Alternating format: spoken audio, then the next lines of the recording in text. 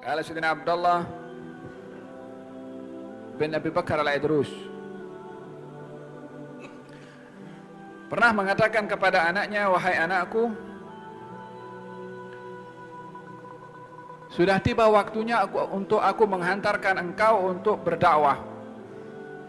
Tetapi aku terlebih dahulu mesti menguji kepada engkau sebelum engkau menjadi pendakwah. Kalau apa itu wahai ayahku? Engkau pergi keluar rumah dan cari orang yang lebih rendah daripada engkau darjatnya.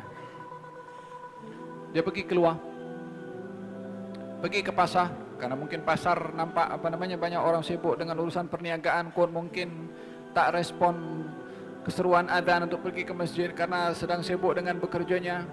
Nampak satu orang tua, masa time azan dia tak masuk pergi ke masjid. Ini mungkin dia tak solat nih. Awalnya dia nak balik, nak bagi tahu kepada ayahnya, kalau aku jumpa orang tak solat, time ada seruan azan. Kemudian dia mengatakan, iya kalau tadi saya nampak dia tak solat. Kalau setelah itu dia masuk, kot mungkin tak solat ada sebab-sebab tertentu, bajunya najis, kot nak tukar baju lain ke. Tak jadi. Last sekali jumpa anjing. Kalau ada anjing, binatang najis mughalladah, najisnya najis berat, ini anjing lebih hina daripada saya. Dia akan bagi tahu kepada bapaknya, kalau aku jumpa makhluk yang lebih hina daripada saya, itu anjing.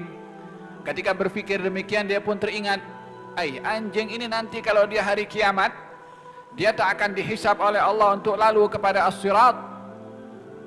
Hujung-hujung kepada binatang ini jadi debu. Kalau saya dapat lintas sirat, saya masuk syurga. Tapi kalau tidak dapat lintas kepada sirat, saya masuk neraka.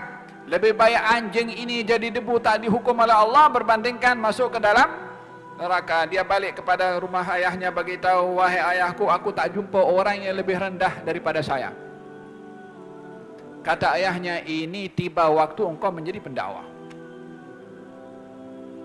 Bila saat kita melihat diri kita orang yang paling rendah berbandingkan kepada orang lain.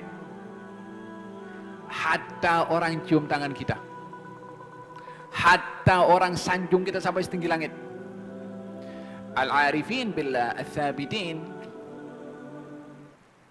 orang-orang yang arif, orang-orang yang wara', orang-orang yang tahu kedudukannya di sisi Tuhannya, dicium di tangannya macam ditampar mukanya.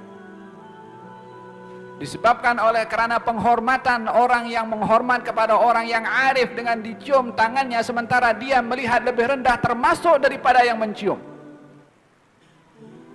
Dan ini hubungan kebatinan antara seorang dengan Allah, tak perlu untuk diceritakan kepada orang.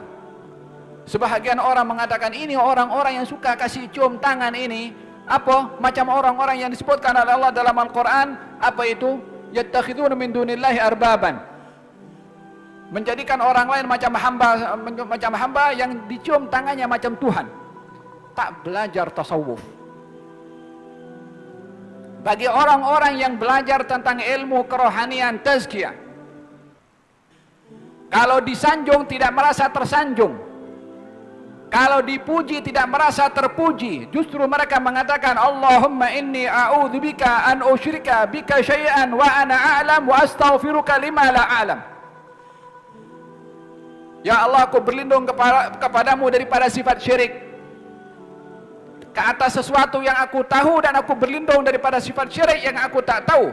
Yakni kalau dia merasa dipuji lalu dia berbunga-bunga, seakan-akan dia melihat kehebatan yang ada pada dirinya hasil daripada kerja dirinya, sementara dia dipuji oleh orang karena Allah bagi kemuliaan kepada dia. Merasa bangga dengan kepujian orang, dengan apa yang dicapai oleh pencapaiannya dan apa yang sudah dicapai daripada kedudukannya, tanpa melihat itu daripada Allah, adalah syirik kepada Allah Subhanahu wa taala, yakni riya. Bukan syirik besar, syirik kecil.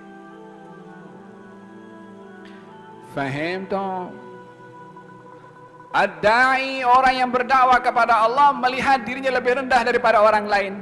Ad-da'i lebih perlu kepada mad'u berbandingkan mad'u kepada da'i. Memang dari segi logiknya dia perlu kepada ilmu, tapi orang yang nak menyampaikan jangan merasa dirinya adalah lebih hebat daripada yang lain. Faham toh?